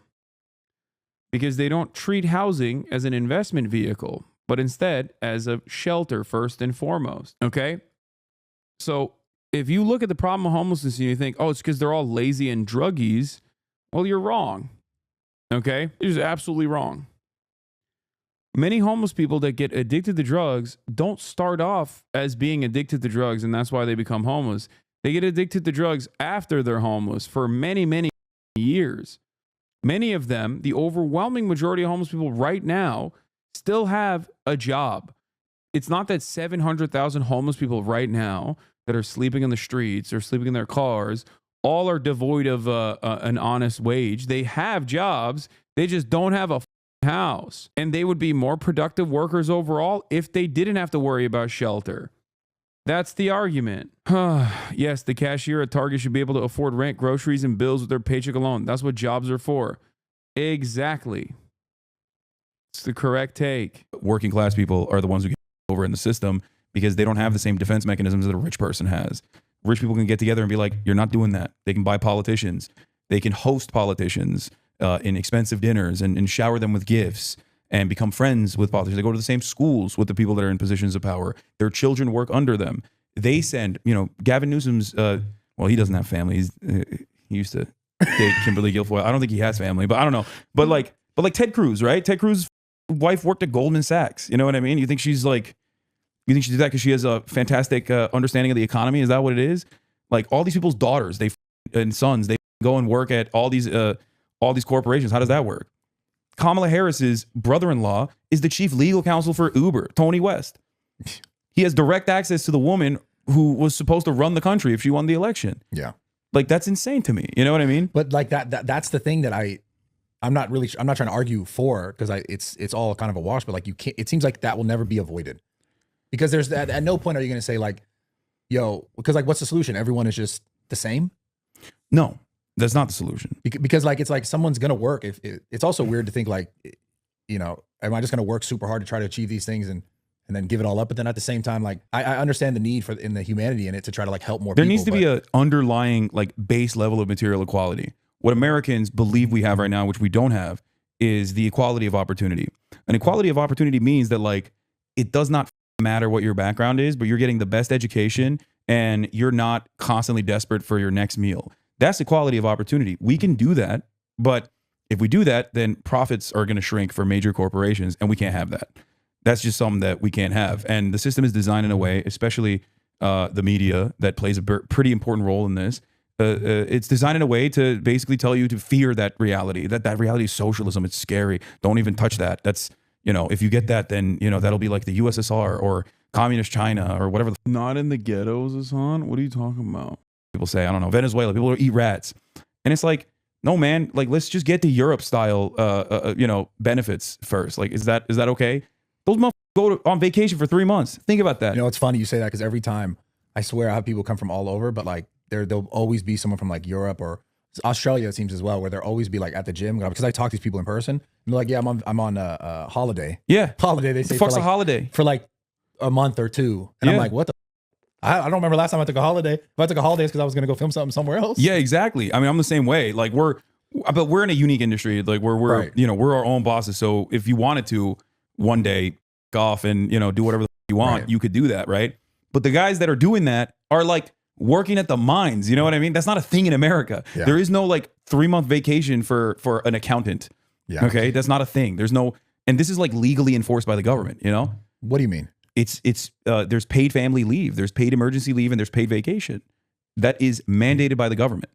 You're talking about in the UK? In virtually every European country, there are different versions of this in their legal structure where the company is forced by law to pay a percentage and the government pays the rest of it for, the holiday leave that they get. Instead, we're all just paying money to... Where we don't have that. That's what... This is like... It's kind of alarming that people don't know what that is. Like, that's so outside of the realm of consciousness for the average American. It like shocks them to their core. They're like, wait, what? What do you mean the government forces companies to have holiday? Like, it's just, and it's not because Brad is a gym bro, dude. Stop. I bet you there are very smart individuals in this chat right now that just for the first time ever encountered this. Okay? No, that's not Bradley being a gym bro. That is being an American. An American cannot comprehend that. They're like, what are you saying? And I know for a fact that it's shocking to most, because part of the reason why I know this is shocking the most is because we watched Sicko. And in the Michael Moore documentary Sicko, he goes to France. And I remember hella chatters being like, what the f-?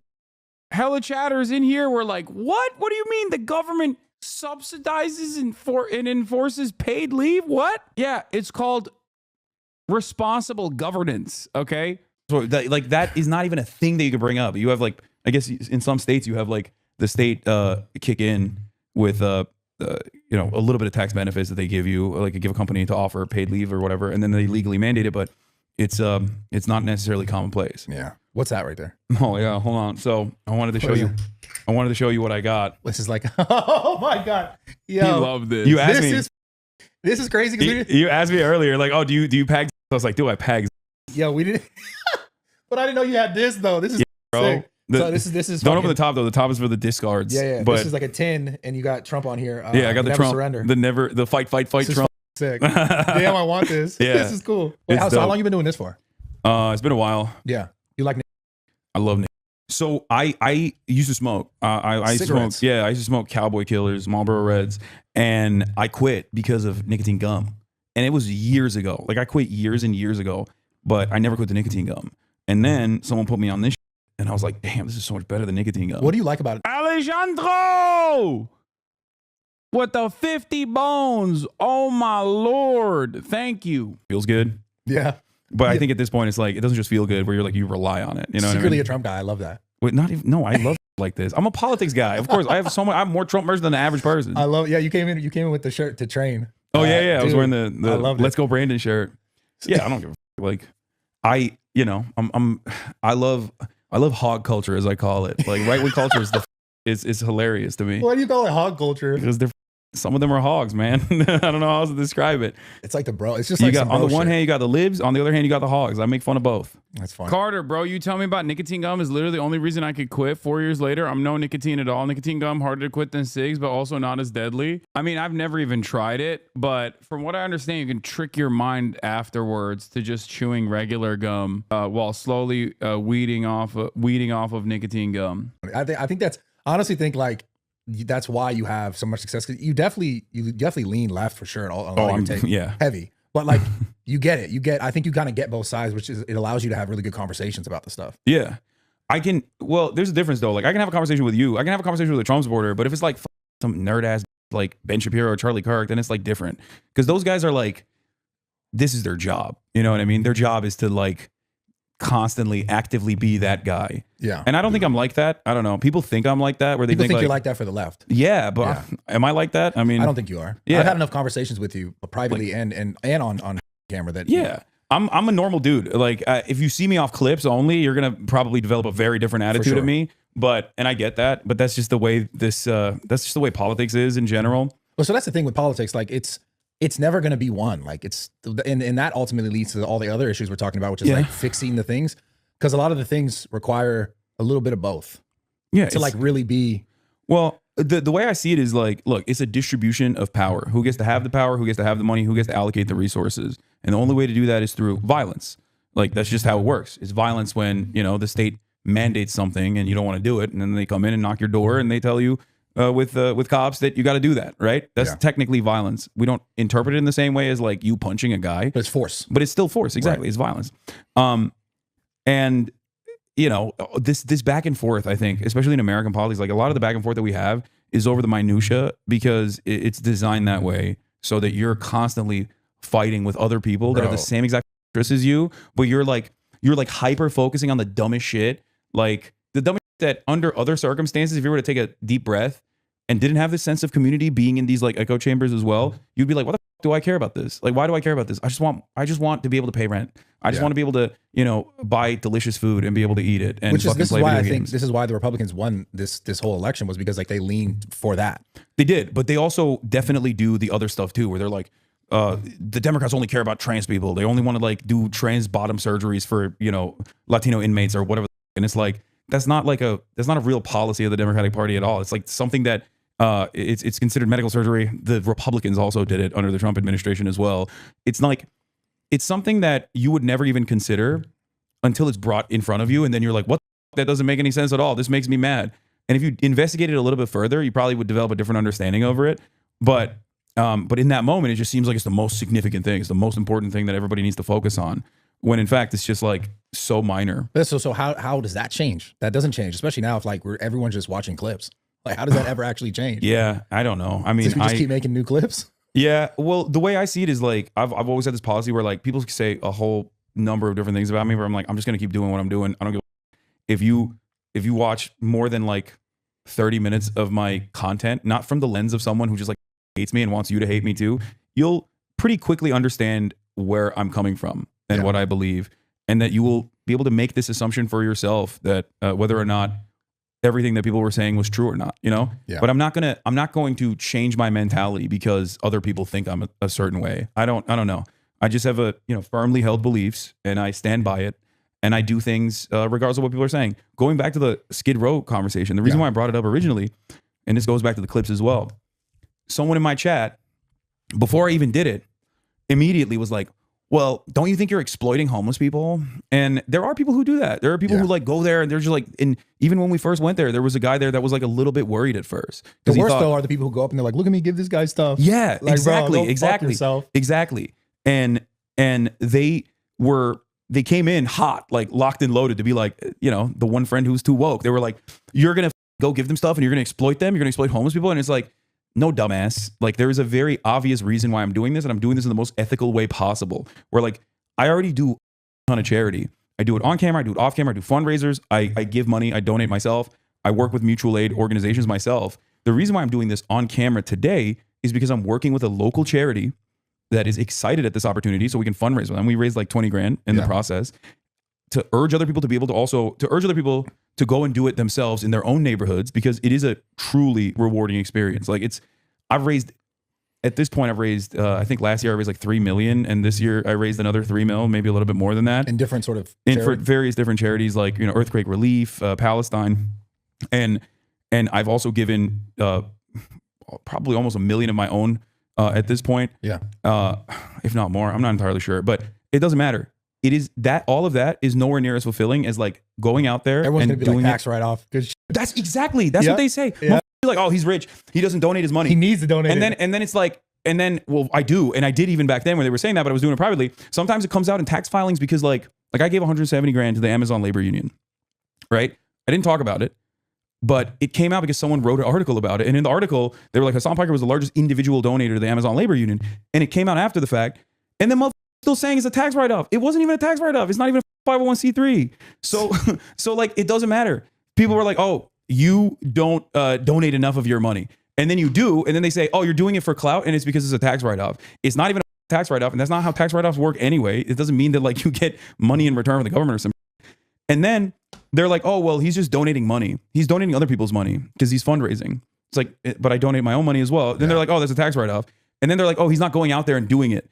And then when I go out there and do it, they're like, oh, well, you're using the homeless people for clout. And it's like, there's no winning. Well, but that's the point. There doesn't need to be a PRW there. I'm not doing this so that mom like turn around and say, oh, he's a good guy. I'm doing this because it makes me feel good. It's something that I believe. It's something that I think I want to do. It's something that also gives me a tremendous amount of fulfillment. So that's why I do it. Yeah. And that's what I try to tell other content creators as well. Just like the noise, dude. Just do the good things. Like, do good things. Do right by others. Be a good person. Who gives a if people are constantly chirping? Like, yeah, everyone is angry.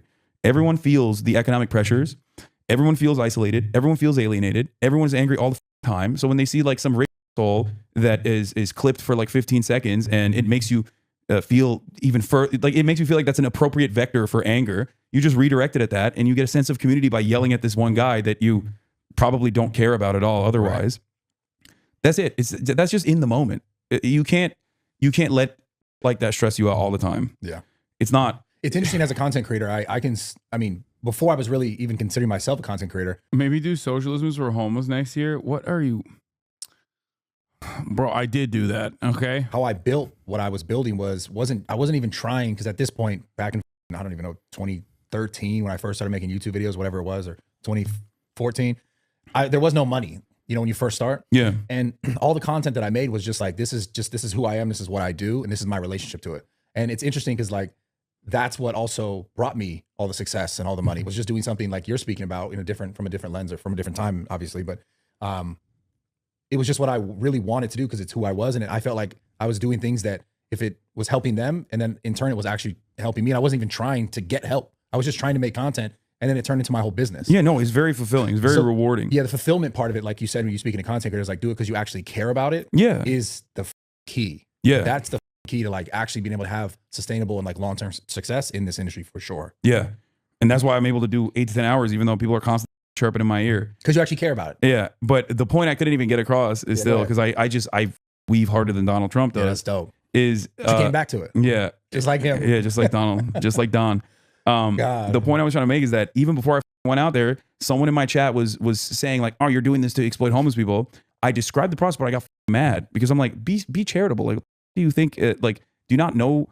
Have you not been in here long enough to know that like I'm not gonna be an asshole and like shove a camera in someone's face and like exploit them for content? Like, why are you so cynical? You know? Yeah. I've been doing this for years, and they clipped it. They posted it on Reddit. It went viral. Everyone's like, nobody actually watched it after the fact. Nobody actually cared that like I had taken the necessary precautions. We didn't film any of the people that didn't want to be filmed, or like that we didn't ask for prior consent from. You know what I mean? I didn't do all of that, and yet people still went with that narrative because they just want to hate. Yeah, it's a fun way for a lot of people to interact with others that they think are like-minded individuals, and in that brief moment, it's like opening up a bag of chips. It's not healthy for you, but it feels good in that moment. You know, probably f***s you up. It probably f***s you up in the long run, especially if you keep consuming the chips over and over again before you know you're so 300 pounds. They are good. Jalapeno kettle chips. Oh yeah. God, dude. But that's the point. You do it. It's unhealthy. People kind of understand that chips are unhealthy now, but they don't understand that like doing that on social media is also just as unhealthy, if not less healthy than even eating the chips. Yeah. But that's why they do it. I don't know if that shit ever changes though, man, because that's just a human thing, like to know what you know at that point and you just make your choices off of it. I'm gonna do predictions after this. And like the ecosystem we're in now is like there's so many. Yeah, it's like rewarded. If you noticed, I also keep like my analogies within the realm of interest for Brad and his audience. Okay, gym analogies, things that I know about him personally. I'm sticking to shared interest to showcase my worldview from the framework that is the most like approachable. Absolutely. Especially on the internet. Yeah. It's super rewarding. Cause like, people get the top comment. It's like they get the likes and we all said that and whatever. Yeah. It's weird, man. Cause like, I don't know, just the world we're in now, as far as social media, like it just seems like there's no unraveling this shit. It seems like it's only going to speed to, I hate to be. It's not 127 masking chatter. What the hell are you talking about? I am literally a gym bro myself. Cynical or nihilistic, but it just seems like it's speeding to just something bad. I agree. And I think that sense of like that feeling of despair is and also the inability to change things is something that virtually every American feels, because most people feel that, I think, right now. Something's got to change, but I don't know how we're going to get there. I do think that's why things like Luigi Mangione happen though, because at a certain point, someone's just like, this, I'm taking matters into my own hands, and then you don't find it weird how much like press they've given that after, like the walks and the. No, I think they're trying to make an example out of him. But I think it's almost like you make an example and then like someone else can be like, that guy got a bunch of clout and people think he's hot. I'm gonna do it too. So it's like, are they trying to make that a thing that happens more often? No, they're trying to be like, dude, a buddy of mine is a great journalist, Ken Klippenstein.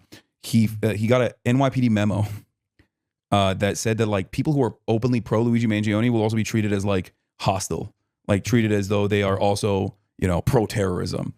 And that's the reason why they hit him with manslaughter 1 in New York State. That means you did a murder in the act of terrorism, or you killed. Guy who doesn't understand how Twitch streaming works. Average narcissist watching himself Omega lol. Sorry, but I have to say you should button up your shirt off the top. It doesn't look too professional. I'm not going to ban this guy.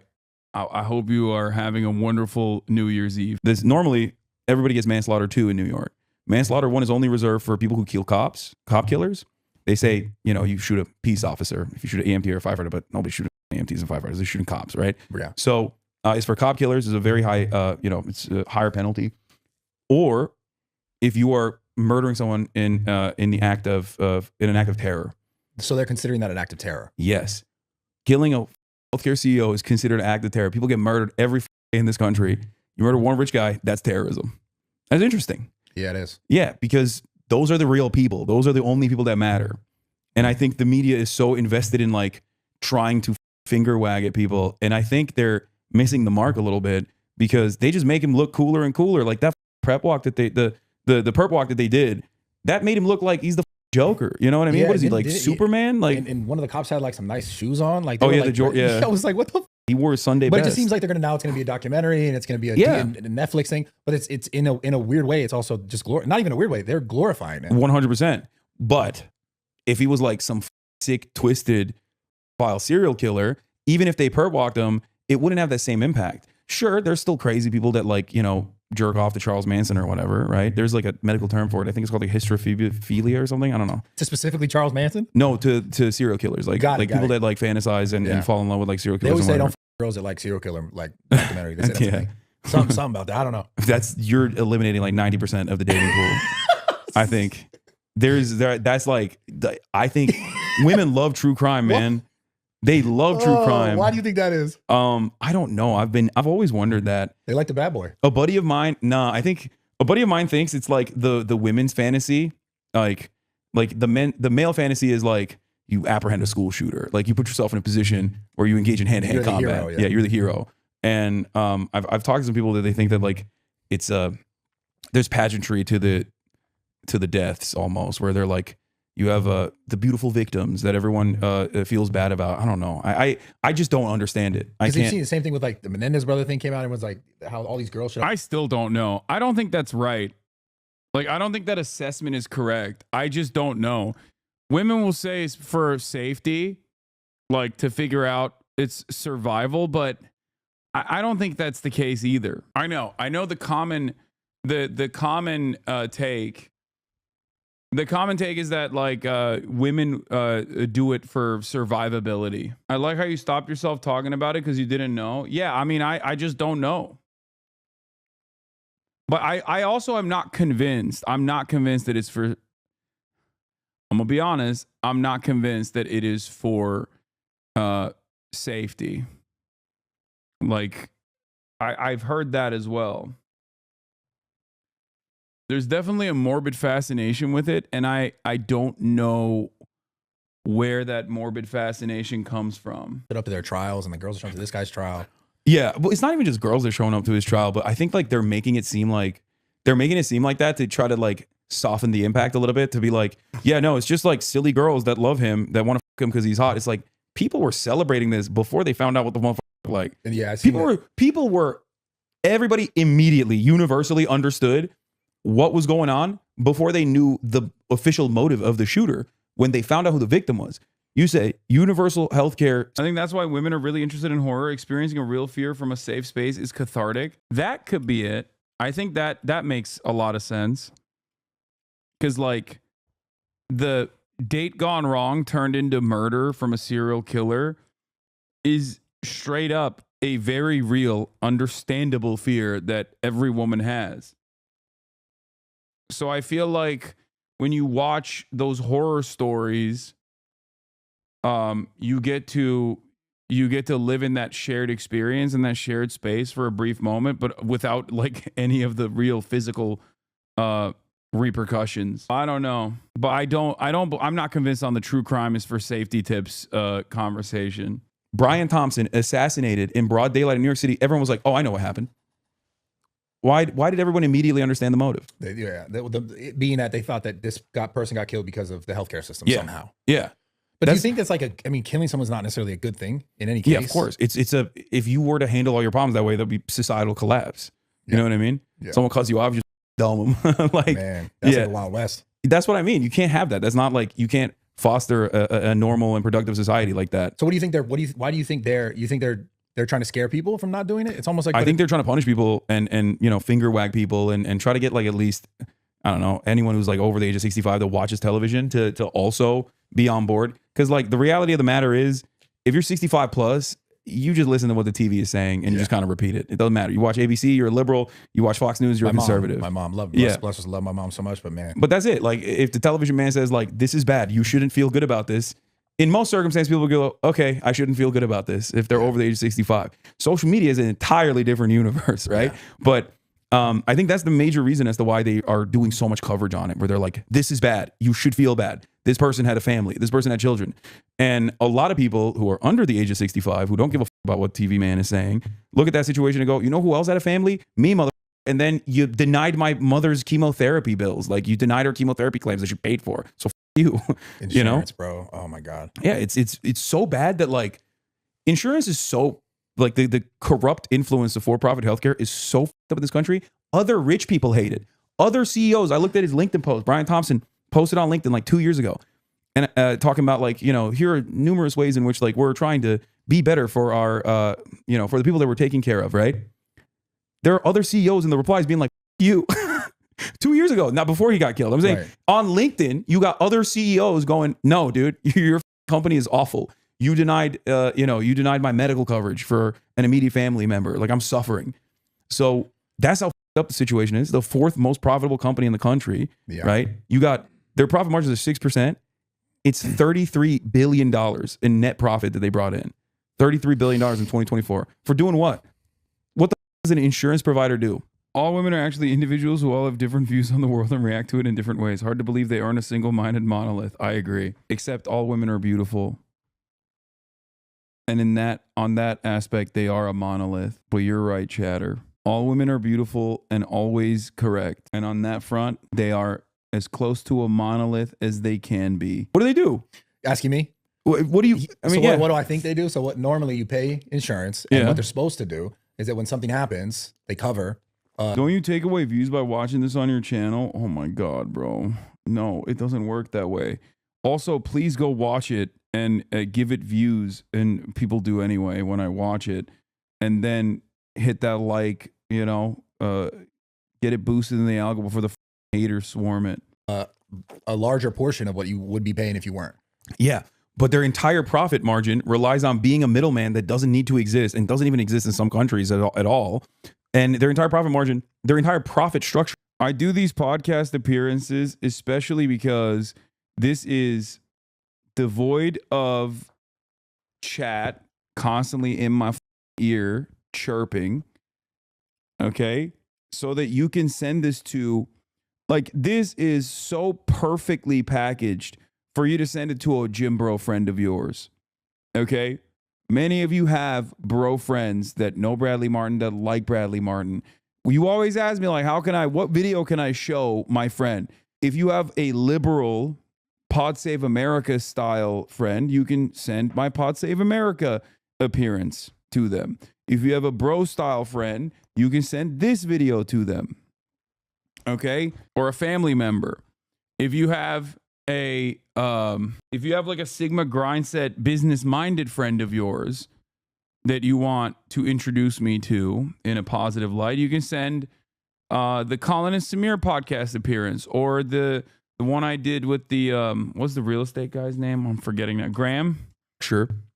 Incentivizes insurance companies to deny claims. That's how they make the money. They get the money from you. I've been there as well. I've been there as well. Yeah, they get the money from healthy people, right? And they leverage the healthy people who they know are not going to need a payout against the people that do need a payout. And because they need medical care, right? Medical care is already incredibly costly. And partially it's incredibly costly because of insurance, because the insurance company has no incentive of like lowering the cost of medical care. In some instances, like with these pharmacy benefit managers that was supposed to be in the bill that they were supposed to pass in the Clean Resolution Bill in Congress, pharmacy benefit managers are literally owned by United Healthcare and all these other major insurance companies. They were incentivized to increase the cost of pharmaceuticals because of the rebates that they were getting. So like in many circumstances, they're just making it more expensive overall, because it doesn't matter to them how costly insurance is or how costly healthcare is. It's beneficial for them to be for healthcare to be costly because nobody wants to pay $200,000, right, to the doctor. So they have to get insurance. Yeah. So you have to get insurance. How do they make the money? They f over the people that are sick. They get the money by telling people who are sick, "Oh, we're not going to pay for that." That's how they make the money. Yeah, I've been there. But so that's what I'm saying. Goes back to what I was saying earlier. Is like the system completely is just like we're chalked. I mean, yeah, you can throw your hands up and be like, "This sucks. What the fuck are we gonna do?" But that's why I'm so stubborn, and that's why I keep pushing through no matter what, because I'm like, this has to be solved somehow. Because do you think it'll be solved in your lifetime? Hopefully, but my goal always, and this is what I tell other people as well, is that you got to take the steps necessary to move in the right direction, even if that change doesn't happen in your lifetime. Ultimately, society can only foster and grow when old men plant seeds for trees they will never sit in the shade of. So you just got to keep putting, you just got to keep putting one foot in front of the next and moving in that direction, even if change is not immediate, because change is never immediate. Yeah. You Change on that scale and that sort of especially when you got a company that makes almost $500 billion in revenue. That's it. That's United Healthcare, their revenue for the fiscal year 2024 was almost they're number one as far as the healthcare goes, right? Yeah. Yeah. And also they're number one in claims, in denial of claims, 32%. Yeah. That's insane. That means like people that paid for a product, right? 32% of them got this in return. That's insane. And this isn't like your Starbucks barista messing up your order, you can come back tomorrow and get the right, your life in some cases. In most cases, Right. it's your life. You either have to go through medical bankruptcy, which is insane that it even exists. Like this concept does not exist in other countries. There's no such thing as a medical bankruptcy in any other country. Like think about that. Richest nation on earth. And, it either your life up, directly kills you, because they're like, yeah, we can't pay for this coverage, so you can't get it. What do you do then? You just die, I guess. Yeah.